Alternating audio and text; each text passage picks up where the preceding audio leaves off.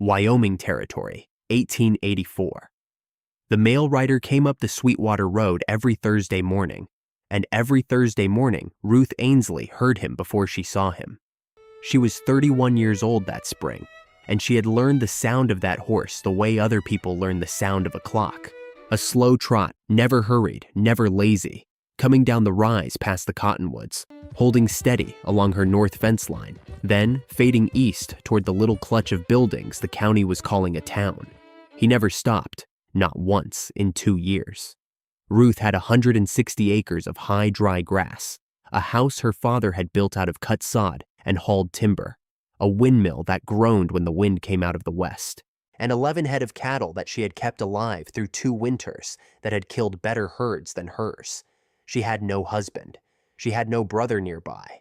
She had a rifle by the door, a ledger on the table, and a habit of talking out loud to the stove because a silent house makes a person strange faster than a noisy one does.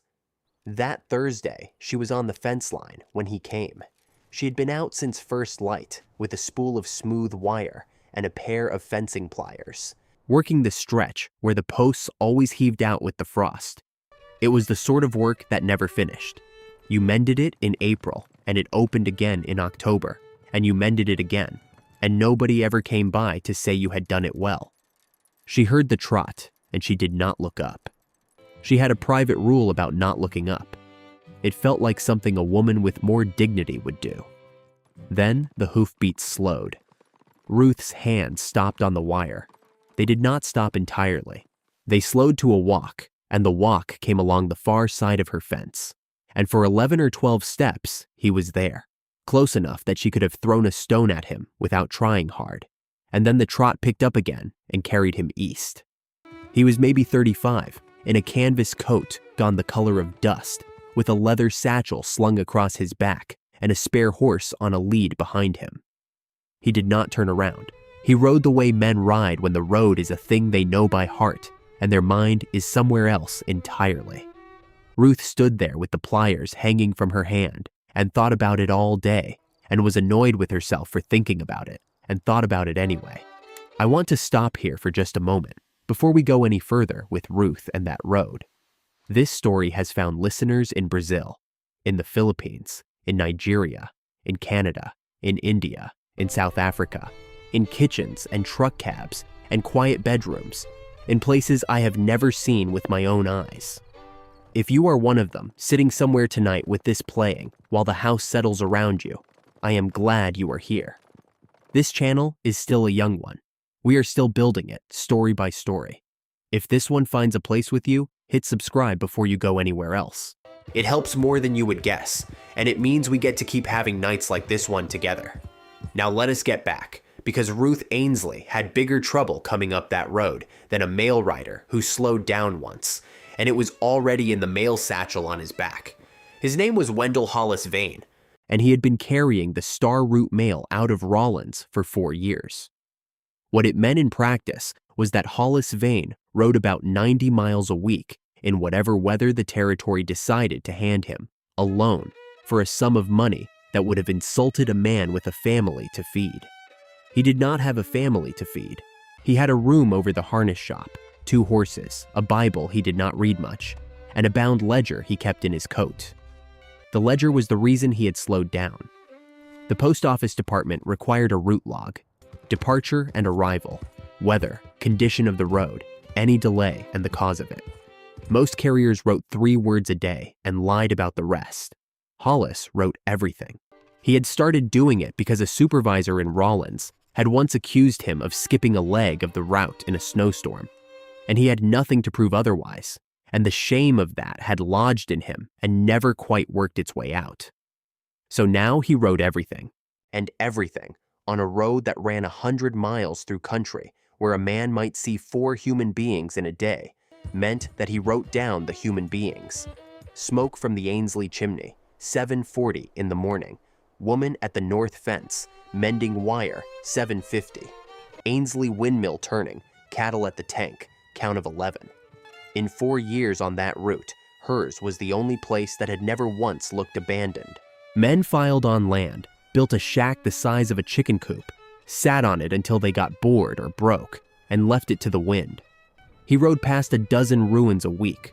Hers was always tended. The wire was always tight, or somebody was out there making it tight, and the sight of that did something to him every Thursday that he did not have a word for. He slowed down that morning because he had seen her hands. She was working the wire with the pliers in a way that told him she had done it 1,000 times, and there was blood on the back of one knuckle, and she had not stopped for it. And Hollis Vane, who had a route to make and no business on the far side of anybody's fence, had felt his own hand go to the reins and pull without asking him first. He did not stop. He told himself all the way to the county seat that stopping would have been improper, that a woman alone on a homestead does not need a strange man reining up at her fence, that the mail does not wait. The trouble came out of the mail satchel 11 days later. It came in a government envelope, and Hollis carried it 41 miles with the rest of the Thursday sacks, and he did not know what was in it, and it would not have mattered if he had.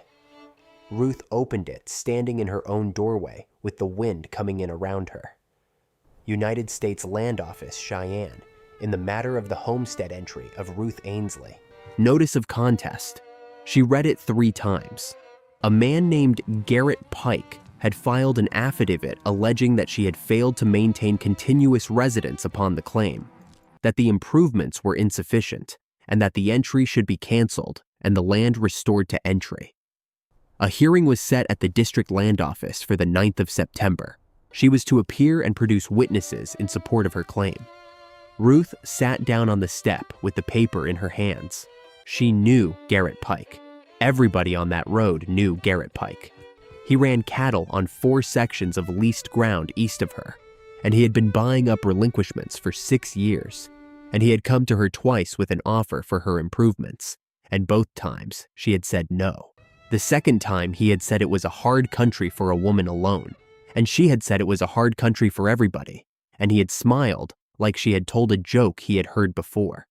She had not thought about him much since, which she now understood had been an expensive kind of stupidity.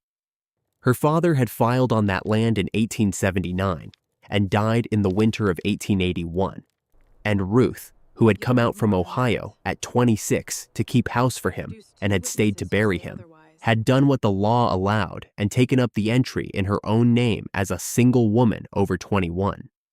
She had 4 years and some months on it. She needed 5 to prove up, and she needed to swear that she had lived on that land continuously, and she needed 2 witnesses to swear it with her. That was the part that turned her cold. 2 witnesses. That was the requirement. 2 persons who could testify from their own knowledge that she had lived there.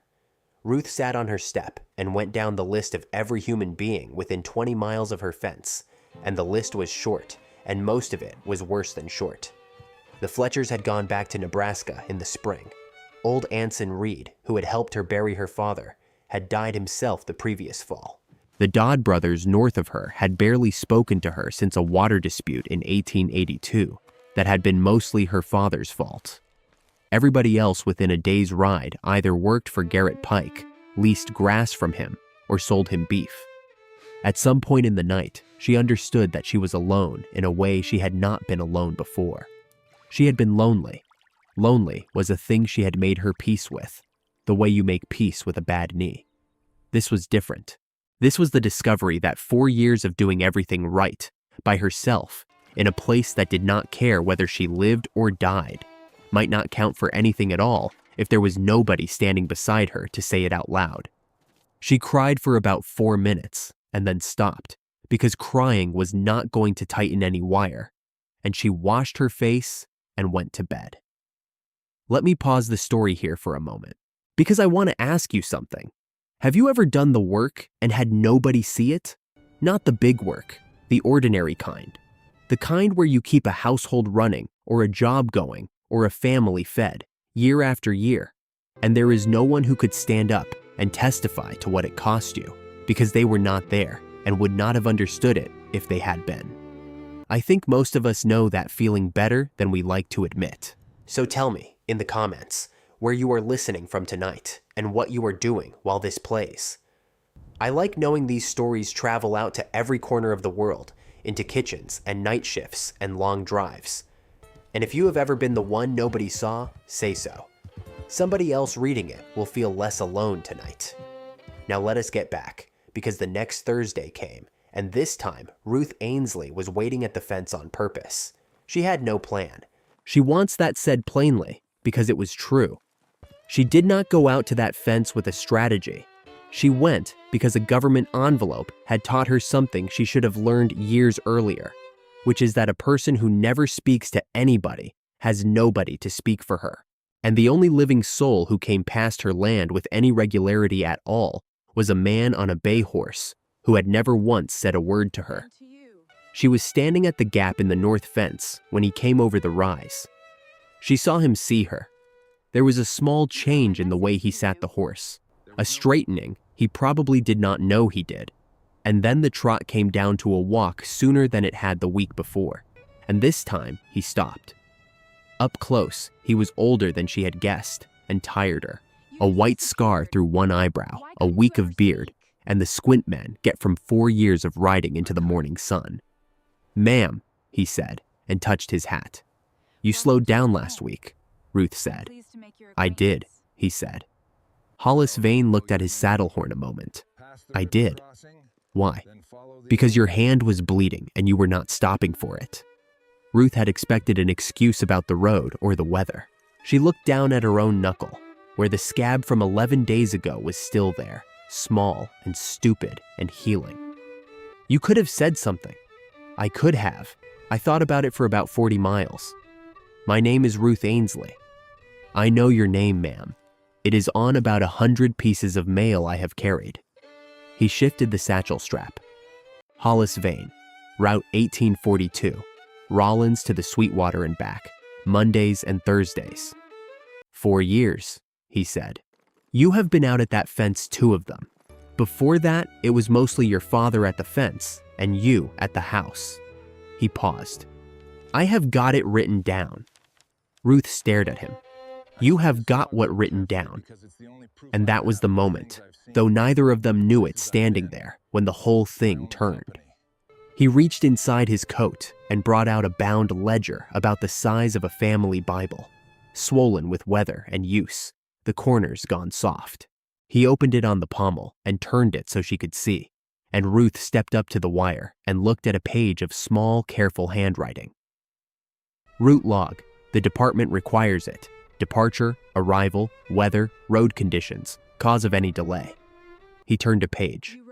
"I am more thorough about it than most." "Why?" "Because a supervisor called me a liar once, and I could not prove otherwise." Ruth read it. "Thursday, 12th of June. Departed Rollins 4:10. Clear, wind west. Sweetwater crossing running low. Ainsley, place 740. Smoke from chimney. Windmill turning, 11-headed tank. Woman at north fence with wire. Bull Creek, 8:50. Arrived agency, 11:20. She read it twice. "You wrote me down." "I wrote the road down. You are on it." "Every week?" "Every trip. 2 a week. 4 years." Ruth put her hand flat on the top wire to steady herself, and a barb went into her palm, and she did not care. "Mr. Vane," she said, "I need to show you a piece of paper." They sat on the step of her house with the envelope between them, because she would not ask him inside, and he did not offer to come, and neither of them said anything about why. He read the notice of contest all the way through, slowly, moving his lips a little at the legal parts. Then he read it again. "Garrett Pike," he said. "I carry his mail. He gets a good deal of it from Cheyenne. He has filed on 3 abandoned entries this year already. Buys the relinquishment where he can. Contests it where he cannot. He offered me money twice. I said no twice." Hollis nodded slowly, like a man watching something he had suspected finally step out into the open. "Then he is not after your grass, ma'am. He has got grass. He is after that spring." He pointed with his chin at the low ground west of the house, where the windmill stood and the ground stayed green a month longer than anywhere else on that road. There is not another live water on this stretch between the Sweetwater and Bull Creek. In a dry summer half, The cattle on this road are drinking out of Garrett Pike's leased ground and paying him for it. He gets your quarter section, he stops paying, and everybody else pays him. Ruth sat with that. So it was never about whether I improved the land. It was never about whether you improved the land. He will say you were absent. That is the usual line. Absence for more than 6 months. Entry canceled. Hollis was quiet a moment. And he will have men who will say it too. I have got nobody who will say otherwise. That is the truth of it. There is not a soul within 20 miles who has been on this place regular enough to swear to anything, except the ones who take Pike's money. She said it flatly, without self-pity, the way you report the weather. That was somehow worse than if she had cried. Hollis Vane looked out at the windmill turning in the west wind. "Ma'am," he said, "there is a book in my coat with 4 years of Thursdays in it. That is a government record. It is. Would they take it? I do not know.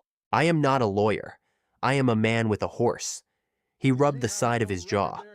"But there is a register and a receiver at that land office who have sat through about 900 of these, and they have heard every neighbor in the territory swear whatever he was paid to swear.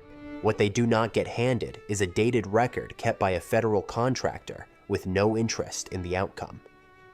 You have got an interest in the outcome." He looked at her then, straight on, for the first time, and Ruth felt the whole shape of the last 2 years rearrange itself. "I do now," Hollis said. "I did not when I wrote it." He came the next Thursday, and the Monday after that. He did not stay long at first. But the stopping became a thing understood between them without ever being arranged. She would have coffee on. He would water his horses at her tank. They would stand in the yard 10 minutes or 20 and talk about the road and the weather and the price of beef in Rollins. She told him about Ohio and about a father who had come west at 53 because he could not bear 1 more year of working another man's land and had lived on his own 160 acres, 22 months before his heart stopped in the middle of hauling water. Everyone had assumed she stayed on afterward out of grief. That was not it at all. "Why did you stay?" Hollis asked her. Ruth thought about how to answer that honestly. "Because in Ohio, I was somebody's daughter, and then I would have been somebody's spinster aunt," she said.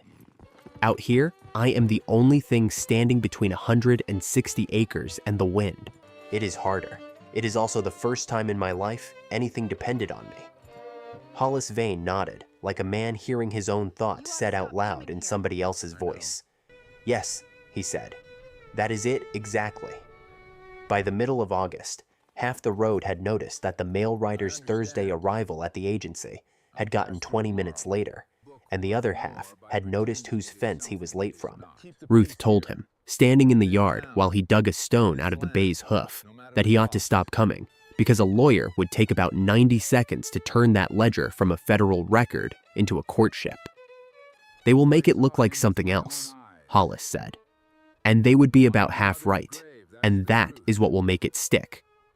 But I am not going to make that book worth more by pretending I do not care what happens to you now. I am too old to be that clever. I will come Thursdays, in daylight, in the yard, and I will water the horses because the department pays for water and the tank is on my route. That is a fact I can swear to." Pike did not send threats. That was not how that kind of trouble came in that country. It came as paperwork, an inconvenience, and men being very polite. A surveyor spent 2 days on her south line driving stakes at the request of an interested party. The Dodd brothers moved 400 sheep down the draw west of her house and grazed it to bare dirt. And when she rode up on them, the older one would not look at her and said Pike would have that water one way or the other, and she might as well take his money as let him take it for nothing. Then, 6 days before the hearing, the real one came. Hollis found her in the yard on a Thursday with a letter in her hand and a look on her face he had not seen before, and he got off the horse without a word. "They deposed the Dodds," Ruth said, "and 2 of Pike's riders, and a man named Sutter I have never heard of in my life, saying the Ainsley place stood empty from November of '82 through the following April. No smoke, no stock, no person on it, that I wintered in Rollins." That is the winter after your father died. It is. Her hands were shaking, and she pressed them flat against her knees to stop it. And here is the thing, Mr. Vane. I did go to Rollins that winter. I went in December because I had the grip and could not get out of bed to feed the stock. And Anson Reed took my cattle onto his place, and I stayed 9 days in a boarding house on Cedar Street until I could stand up. 9 days. Anson Reed is dead and cannot say so. And if I stand up in Cheyenne and admit I was off this land for 9 days in a winter where they are swearing I was gone 6 months, they will hang the whole case on it. She looked up at him. They have got me telling the truth, and it is going to sound exactly like a lie. Hollis went to his horse and came back with the ledger and sat down in the dirt of her yard with it. He turned pages backward. November of 1882. December. He ran his finger down the columns. Then he stopped. Miss Ainsley, what day did you go in? The 11th or 12th of December. I do not recall exactly. 11th, Hollis said. Monday, the 11th of December, 82. Departed Rollins 3:50 in the morning. Snow, wind north. Road drifted at the Sweetwater crossing. He read it flat, the way a man reads something he has read 100 times without ever knowing what it was. Ainsley, place 755. No smoke. Stock gone from tank. Reed reports the woman took sick and is boarding in town. He looked up. And then Thursday, the 21st. Ainsley place. Smoke. 11 head returned to tank. Woman at the woodpile. Ruth stopped breathing for a second. 9 days, she said. 9 days, dated at both ends, in a federal route log written in December of 82, when Garrett Pike was still buying relinquishments over on the Muddy and had never heard your name. And the rest of that winter? He turned pages. 25th of December, smoke. 28th, smoke. Woman hauling water because the tank froze. 1st of January, no entry, route canceled for weather. 4th of January, smoke, and I wrote that your windmill lost a blade in the storm. He looked up. Did it? It did, Ruth whispered. I climbed it in February to put a new one on, and I nearly came off the top of it. 8th of February, Hollis said, reading. Woman on the windmill tower. He closed the book. The wind came across the yard and turned the windmill, the same one, with the blade she had bolted on herself with her hands going numb. And the sound of it was the sound that house had made every day for 5 years. Mr. Vane, Ruth said, and her voice was not steady at all. You have got my whole life in that book. I have got the road in this book. No, she shook her head. You have got what nobody else in this world bothered to notice. There is not a person alive who could tell you what I was doing on the 8th of February, 83. My own mother could not have told you. I could not have told you. And you wrote it down while riding past on your way to somewhere else, and never said a word about it to me for 4 years. It was not the job, he said. I know it was not. I want to say the rest of it now, before Cheyenne, because after Cheyenne, it will look like I am saying it for a reason. He set the book on his knee. I have ridden past about 90 abandoned homesteads on that route. People give up out here. It is not weakness. This country breaks better people than me twice a year. But every Thursday for 4 years, I came over that rise, and there was smoke coming out of your chimney. And I do not think you know what that did for a man riding alone in the dark at 4 in the morning. Ruth did not trust herself to speak. I did not write you down because I was watching you. I wrote you down because you were the proof that a person could hold on out here. And I needed that written somewhere. That is the whole truth of it, and it is more embarrassing than anything Pike's lawyer will get out of me. The windmill turned.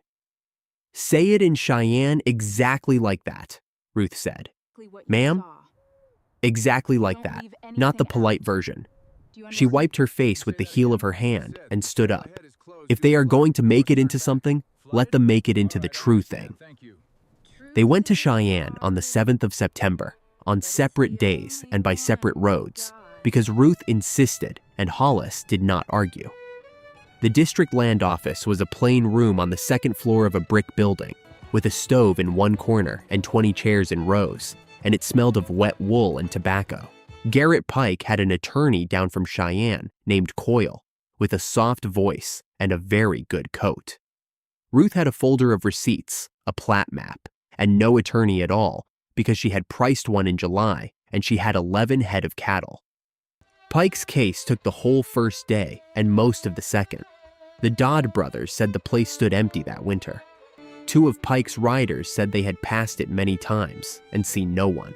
The man named Sutter said he had wintered nearby and never once saw smoke from the Ainsley chimney. And he said it so smoothly that Ruth understood he had said it before in other rooms about other people's land. Then it was her turn, and she stood and swore that she had lived continuously upon the land since 1879, except for 9 days in December of 1882, when illness had driven her into town, and she gave the dates, and she said the name of the dead man who had taken her cattle. Coyle rose almost before she had finished. 9 days, he said pleasantly. You are very certain of that figure, 2 years later. Can you produce the boarding house register?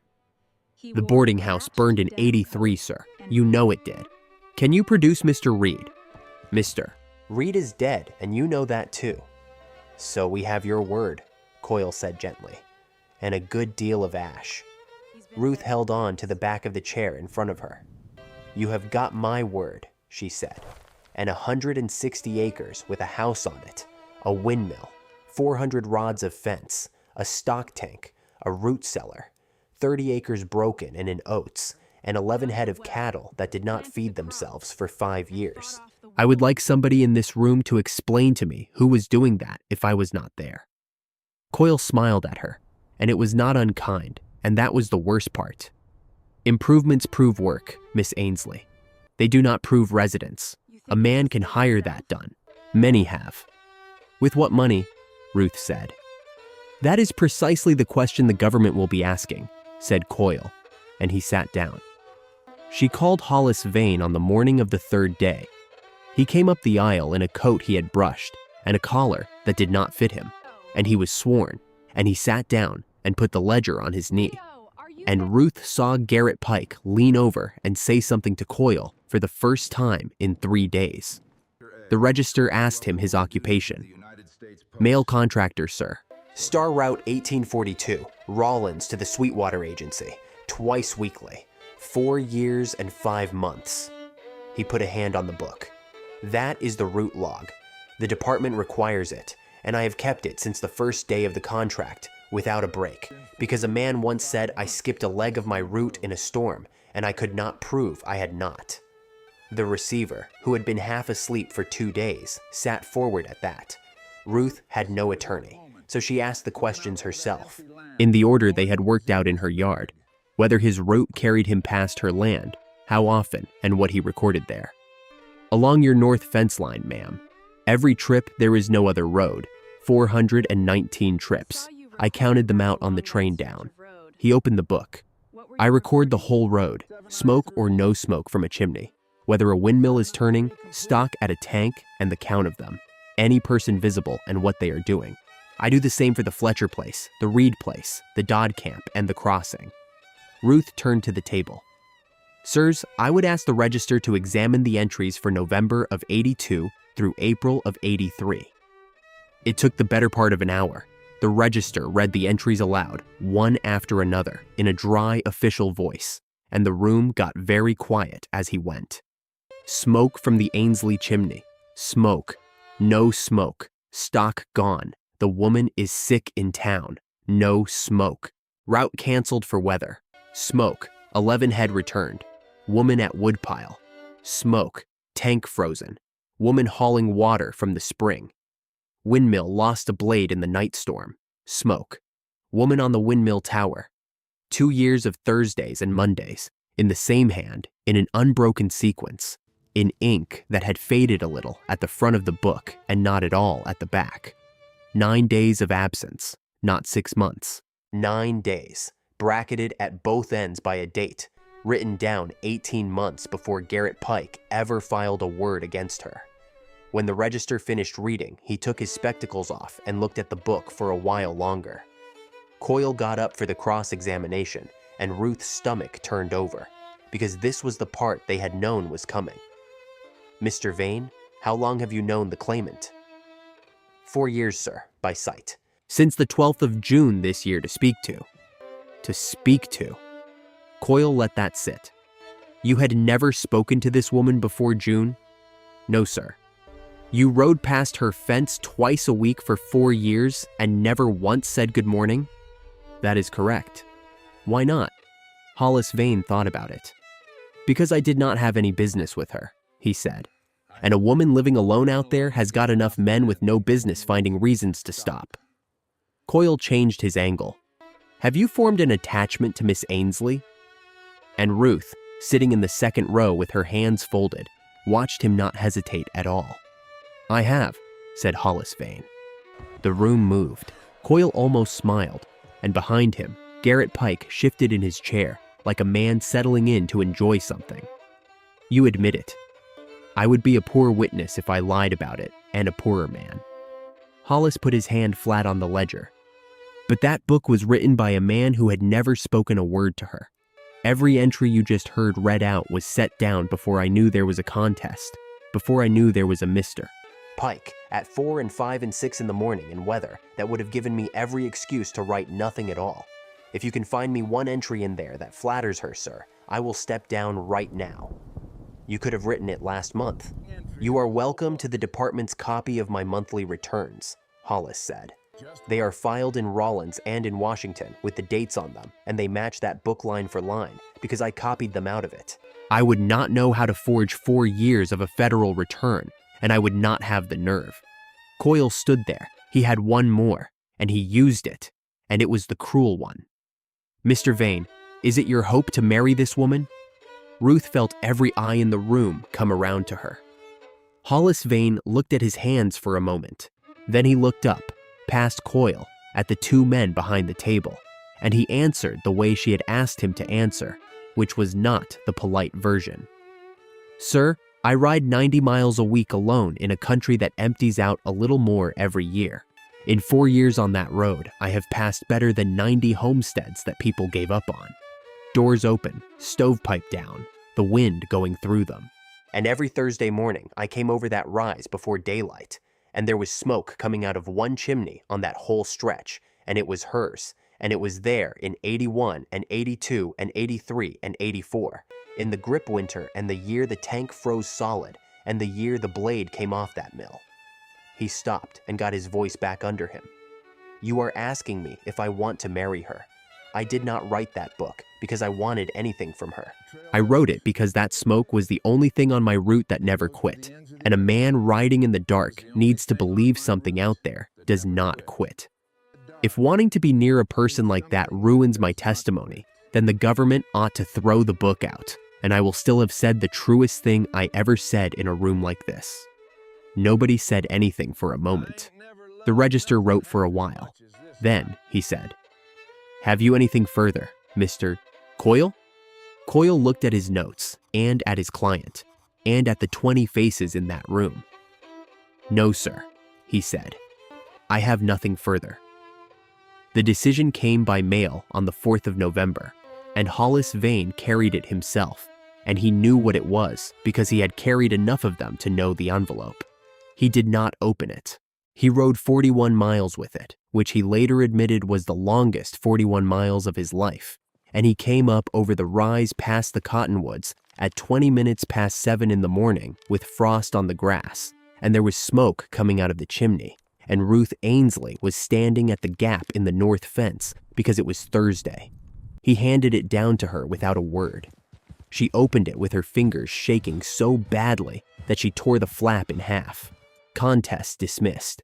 Testimony of the contestants' witnesses found insufficient and in material conflict with the contemporaneous record of the male contractor upon the route. Entry of Ruth Ainsley held intact. Claimant permitted to make final proof upon completion of the statutory period. She read it and held it against her chest and put her other hand over her face and stood there in the frost, and Hollis Vane sat his horse on the far side of the wire and let her have it. When she could talk, she said, You had better come inside. It is cold. Ma'am, I have not been inside your house in 5 months on purpose.